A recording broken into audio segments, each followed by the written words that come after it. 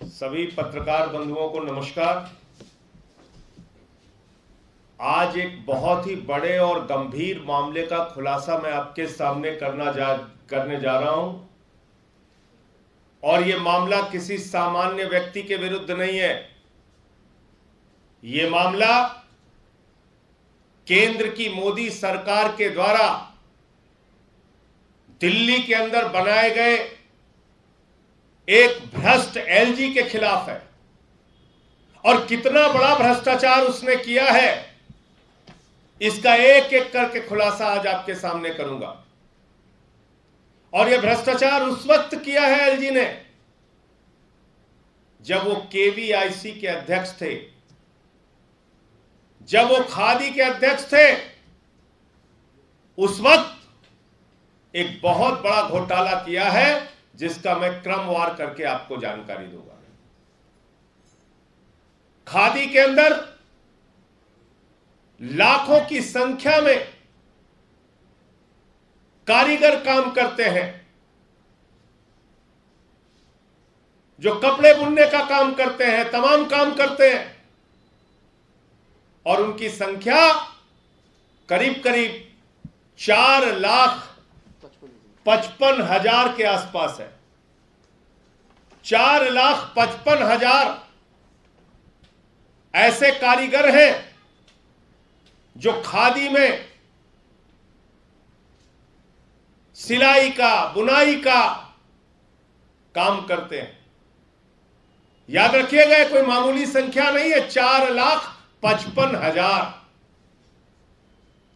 और इसमें घपला सामने आया। इन कारीगरों को जो भुगतान होना था खादी से, उसमें बड़ी हेराफेरी, करोड़ों की, अरबों की हेराफेरी का मामला सामने आया। कारीगर हाईकोर्ट पहुंचते हैं, कहते हैं हुजूर, तमाम आदेशों के बावजूद, खादी विभाग के तमाम निर्देशों के बावजूद हमको कोई भी भुगतान चेक के माध्यम से, बैंक अकाउंट के माध्यम से नहीं किया जा रहा है। वो कारीगर पिटीशन करते हैं हाई कोर्ट में, पटना में याचिका दाखिल करते हैं कि हमारा कोई भी भुगतान खादी के नियमों और आदेशों के बावजूद बैंक के माध्यम से, अकाउंट के माध्यम से नहीं किया जा रहा है। इसका घपला है, इसका भ्रष्टाचार है। कोर्ट ने कई चीजें लिखा, लेकिन मैं एक लाइन पढ़ के सुनाता हूं।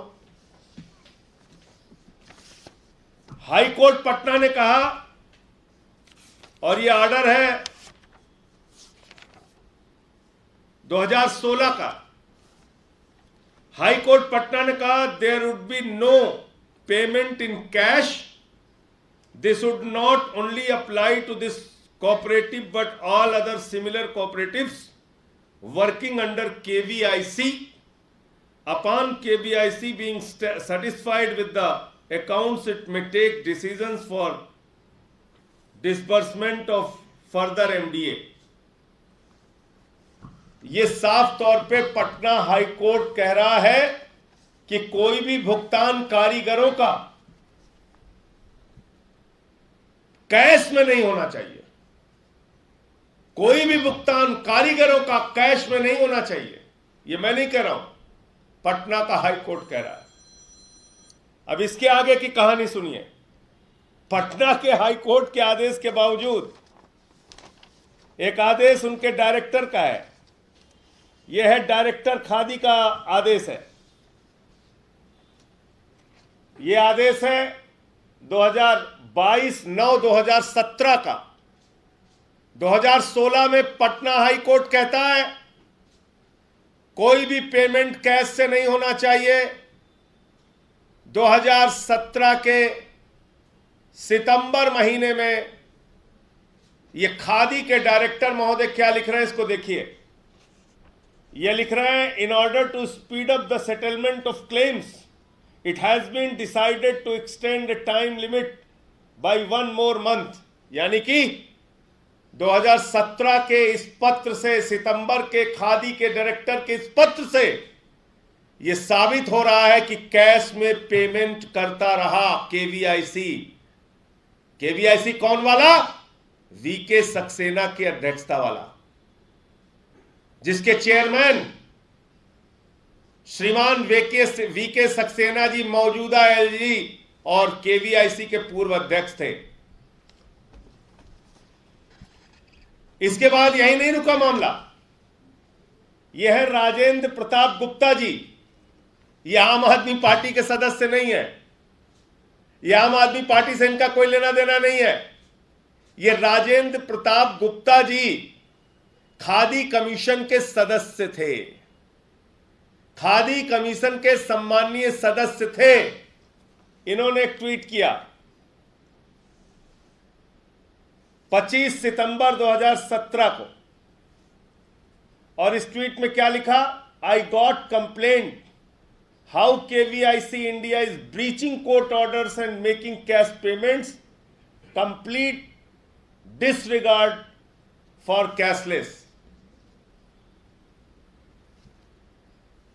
ये साफ तौर पे मैं नहीं कह रहा हूं, ये खादी के मेंबर, सम्मानीय मेंबर, कमीशन के सम्मानीय सदस्य राजेंद्र प्रताप गुप्ता जी कह रहे हैं कि कोर्ट के आदेशों की अवहेलना हो रही है, खुलेआम उल्लंघन हो रहा है और कैश में पेमेंट किया जा रहा है।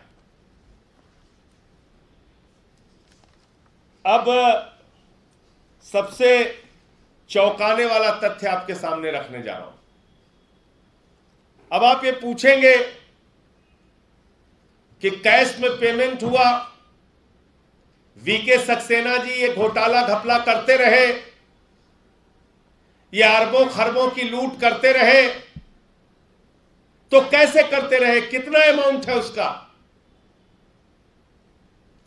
ये संख्या आप जानेंगे तो आप हैरान हो जाएंगे।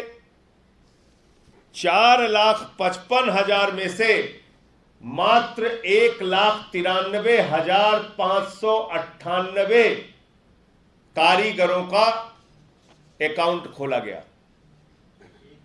1,93,598 कारीगरों का अकाउंट खोला गया। 2.5 लाख से अधिक कारीगरों का अकाउंट खोला ही नहीं गया। 2.5 लाख से अधिक एम्प्लॉई भूत एम्प्लॉई थे, भूत कर्मचारी थे, घोस्ट एम्प्लॉय थे। 2.5 लाख से अधिक कर्मचारियों का आता पता नहीं, वो कहां थे, कौन थे, कैसे उनके नाम पे पेमेंट हुआ, कैसे अरबों खरबों रुपए वीके सक्सेना ने हेर फेर कर लिया, इसका कोई अंदाजा नहीं। 2.5 लाख से अधिक कर्मचारी, लगभग 2,62,000 कर्मचारियों का पैसा डकार लिया गया, खा लिया गया। किसके द्वारा? वीके सक्सेना, जो उस समय के केवीआईसी के अध्यक्ष थे और मौजूदा एलजी हैं दिल्ली के। इतना बड़ा भ्रष्टाचार, और इसकी सेंट्रल विजिलेंस कमीशन से जांच हुई। सेंट्रल विजिलेंस कमीशन की ऑब्जर्वेशन मैं आपके सामने पढ़ने जा रहा हूं, इसको ध्यान से देखिएगा।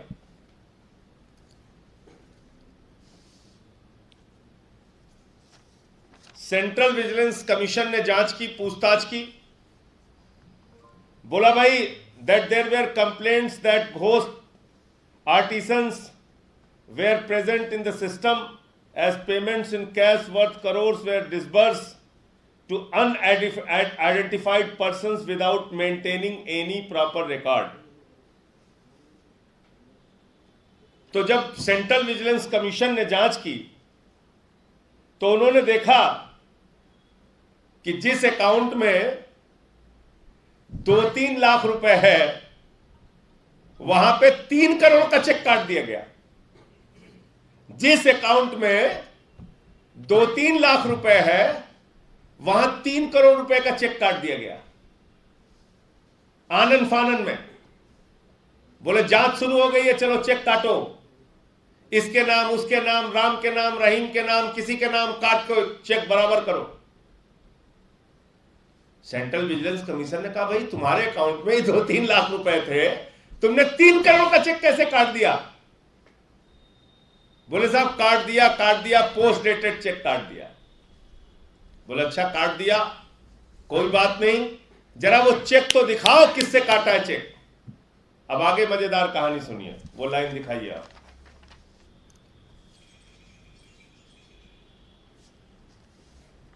तो जब सेंट्रल विजिलेंस कमीशन ने कहा कि भैया चेक तो दिखाओ, तो वो कहते हैं interestingly the record related to issue of cheques were destroyed with malified intentions and the officials told that checks were destroyed due to चाय गिरने से चेक बर्बाद हो गया। कहने लगे जरा चेक दिखा दो, किस चेक से पेमेंट किया आपने 3 करोड़ रुपए का। 3 लाख जब अकाउंट में था तो 3 करोड़ का चेक कैसे काट दिया तुमने? कहने लगे साहब चेक काटा तो था। बोले अच्छा चेक दिखा दो कहां काटा था। तो कहने लगे वो चाय गिर गई, बर्बाद हो गया। ये सेंट्रल विजिलेंस कमीशन कह रहा है, मैं नहीं कह रहा हूं। किसके बारे में कह रहा है? वीके सक्सेना के विभाग केवीआईसी के अध्यक्ष रहते हुए ये बात वो कह रहा है। और एक मजेदार मामला है,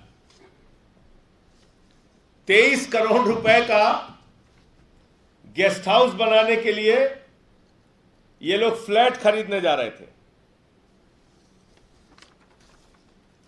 तो 6 मार्च 2018 को जब ये फ्लैट खरीदने की योजना बनाई गई, 23 करोड़ का फ्लैट, तो इसमें राजेंद्र प्रताप गुप्ता जो मेंबर थे, भले आदमी थे भाई, वो तो काफी ऑब्जेक्शन किए हुए। उन्होंने कहा भाई केवीआईसी की हालत खराब है, हमारे पास पहले से भी गेस्ट हाउस है, तो आप ये 23 करोड़ का गेस्ट हाउस ये फ्लैट क्यों खरीदने जा रहे हैं दिल्ली के अंदर? और वो फ्लैट खरीदा जा रहा था खेलगांव में। तो इस पर भी इन्होंने ऑब्जेक्शन किया, राजेंद्र प्रताप गुप्ता जी ने। तो मेरा सीधे सीधे कहना है, इन सारे कागजातों के आधार पर कि दिल्ली के एलजी वीके सक्सेना एक महाभ्रष्ट, बेईमान और नंबर 1 के भ्रष्ट व्यक्ति है। नंबर 1 का भ्रष्टाचारी व्यक्ति दिल्ली का एलजी है। ऐसा भ्रष्टाचारी व्यक्ति जो केवीआईसी का अध्यक्ष रहते हुए 2.5 लाख कर्मचारियों का पैसा खा जाता है। ऐसा भ्रष्ट व्यक्ति जो 2.5 लाख कर्मचारियों का अरबों खरबों रुपए डकार जाता है। ऐसा भ्रष्ट व्यक्ति जो खादी जैसी पवित्र संस्था को अपने लूट का अड्डा बना देता है। ऐसे भ्रष्टाचारी व्यक्ति को नरेंद्र मोदी जी आप बताइए, आपने दिल्ली का एलजी क्यों बनाया? पूरे हिंदुस्तान में एक भी ईमानदार आदमी आपको नहीं मिला। ये 2.5 लाख कामगारों का, कारीगरों का पैसा खाने वाले को आपने यहां का एलजी बना दिया। इसकी सीबीआई से जांच होनी चाहिए, इसके ईडी से जांच होनी चाहिए, इस एलजी को गिरफ्तार करके जेल में डालना चाहिए। अगर जरा सी भी ईमानदारी मोदी सरकार में है तो ऐसे महाभ्रष्ट एलजी की, जिसने 2.5 लाख कारीगरों का पैसा डकारने का काम किया है, उनके इंसेंटिव्स डकारने का काम किया है, उसमें लूट और भ्रष्टाचार करने का काम किया है, ऐसे महाभ्रष्ट व्यक्ति को तत्काल हटाकर इसकी गिरफ्तारी करके इसके खिलाफ सीबीआई और ईडी की जांच करानी चाहिए। इसका भ्रष्टाचार खोलो तो नोटिस भेजता है, नोटिस दीजिए। ये नोटिस भेज रहा है। वीके सक्सेना को मैं कहना चाहता हूं, भारत का संविधान मुझे सच बोलने का अधिकार देता है। देश के सर्वोच्च सदन का सदस्य होने के नाते मुझे सच बोलने का अधिकार है।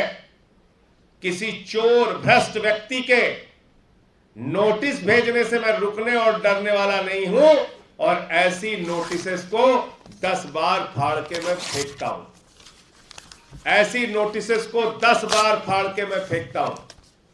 तुम अगर ये सोचते हो कि तुम भ्रष्टाचार करोगे, लूट करोगे और तुम्हारे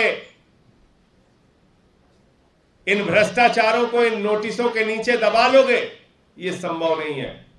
भारत का संविधान मुझे सच बोलने का अधिकार देता है। मैं देश के सर्वोच्च सदन का सदस्य हूं और तुम्हारे एक एक घोटाले वीके सक्सेना खोलूंगा। और याद रखना, आज राजनिवास के हैंडल से जवाब मत देना। राजनिवास तुम्हारा हैंडल नहीं है। राजनिवास उपराज्यपाल का ऑफिशियल हैंडल है। वीके सक्सेना के हैंडल से जवाब देना इन भ्रष्टाचारों का। 2.5 लाख कर्मचारियों का अरबों खरबों रुपए लूट कर कहां रखा है वीके सक्सेना ने, बताओ। सीबीआई से, ईडी से इनकी जांच कराओ और ऐसे भ्रष्ट व्यक्ति को हटाकर जेल के अंदर डालो। यह हमारी मांग है और आपके कोई प्रश्न हो तो आप पूछ सकते हैं। संजय जी, 2.5 लाख की आप बात कर रहे हैं, ये कर्मचारी थे और उनका जो अमाउंट था वो कैश दिया गया, या ये कोई लोग एग्जिट ही नहीं करते थे, पैसा गए? सेंट्रल विजिलेंस कमीशन कह रहा है वो एग्जिस्ट ही नहीं करते थे। भाई आप बताइए, उनके बैंक अकाउंट में 2 लाख रुपए है, 3 लाख रुपए है। जब जांच शुरू हुई तो 3 करोड़ का फर्जी लोगों के नाम पे चेक काट दिया गया। जब उन्होंने कहा भाई ये जब 2 लाख रुपए बैंक अकाउंट में है तो 3 करोड़ का चेक कैसे काटा है तुमने, तो कहने लगे नहीं नहीं साहब, चेक हमने काटा था, पोस्ट डेटेड चेक काट दिया था। तो बोले अच्छा ठीक है, चलो कोई बात नहीं, चेक काटा था तो चेक दिखा दो। तो कहने लगे वो चेक जो है वो बर्बाद हो गया, उस पर तो चाय गिर गई। आप मुझे बताइए, क्या इस प्रकार से खुलेआम भ्रष्टाचार किया गया ये तो। और मैं आपको बता दूं, एक कर्मचारियों का, इनके कामगारों का एक संगठन है, उसकी कंप्लेंट निकालिए जो तोमर की थी। ये है सर, ये भी एक कंप्लेंट की गई है। हाँ, ये कंप्लेंट एक सज्जन है नरेंद्र सिंह राठौर, ये चेयरमैन है राजस्थान खादी कामगार संघर्ष समिति के। इन्होंने एक कंप्लेंट की है वर्ष 2018 में, और इनकी कंप्लेंट में साफ तौर पे लिखा है कि सर, एज पर khadi certification rules, those institutions not making payments of MDA and wages of the artisans through banks, their certificates must be suspended immediately। मतलब ये चिट्ठी लिख के कह रहे हैं कि खादी के नियमों के अनुसार जो खादी की ब्रांचें बैंक अकाउंट के माध्यम से कारीगरों को भुगतान नहीं कर रही हैं, उनका लाइसेंस, उनकी मान्यता सस्पेंड की जाए, निलंबित की जाए, रद्द की जाए। संजय जी, आपने कहा कि सितंबर 2017 में कोर्ट के ऑर्डर के बाद 16 में कोर्ट के ऑर्डर, 17 में कोर्ट का ऑर्डर के बाद 16 में कोर्ट का ऑर्डर हुआ, पर 17 में केवीआईसी चेयरमैन के और एक ऑर्डर आए, आपने वो कहा ना कि कैश पेमेंट कंटिन्यू करें। हाँ वो मैं पूछ रही हूँ आपको। हाँ, ये है ना डायरेक्टर का ऑर्डर, दिखाओ। उसमें एडी सक्सेना जी का खादी डायरेक्टर का ऑर्डर है। उसमें सिग्नेचर है उनका? नहीं, ये खादी के डायरेक्टर का ऑर्डर है। ये इस बात का प्रमाण है कि कैश पेमेंट हो रहा है।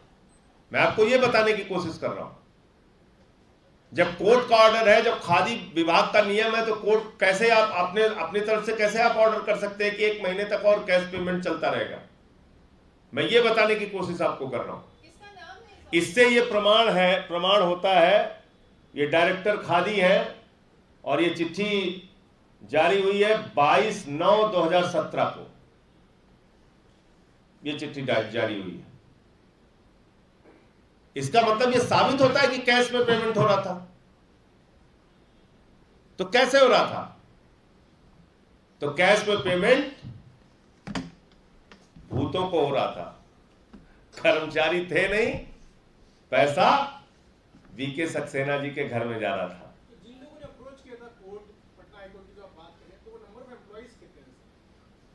नहीं, उसमें तो कुछ ही लोग थे जिन्होंने कोर्ट में अप्रोच किया कि भाई हमें पेमेंट नहीं हो रहा है, हमारा पैसा रोक लिया गया है। उसको लेके फिर तमाम एक गाइडलाइन और ऑर्डर जारी किया गया, विभागों ने गाइडलाइन जारी किया और कोर्ट ने प्रॉपर ऑर्डर जारी किया। जो ऑर्डर की लाइन मैंने पढ़ के सुनाई आपको, वो ऑर्डर की लाइन है, सीवीसी ने जांच करी। तो ये रिपोर्ट किस साल में आई है जिससे आप कोट कर रहे हैं? वो रिपोर्ट देख लो। ये कोर्ट के ऑर्डर में ही साफ तौर पे लिखा हुआ है, the report is that respondent number 4, the cooperative was not maintaining proper accounts. Even the representatives of the Vigilance Commission were not shown the proper audited accounts. The transactions claimed were highly doubtful.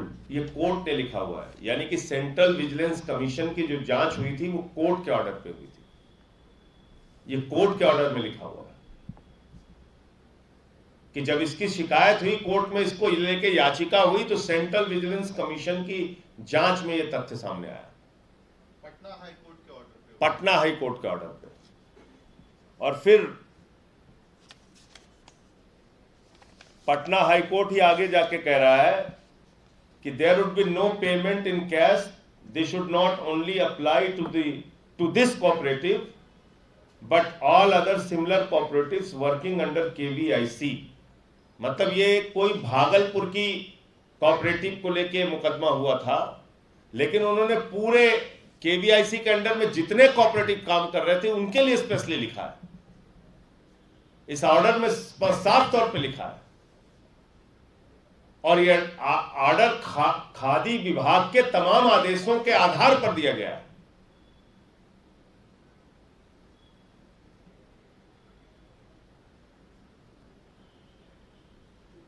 तो ये सारे तथ्य थे।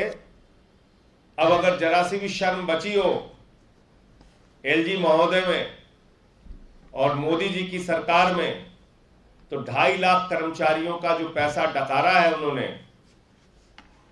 उसके भ्रष्टाचार की जांच कराए और एलजी को तत्काल यहां से हटाए। ऐसा व्यक्ति एलजी जैसे सम्मानित पद पर बैठ नहीं सकता है।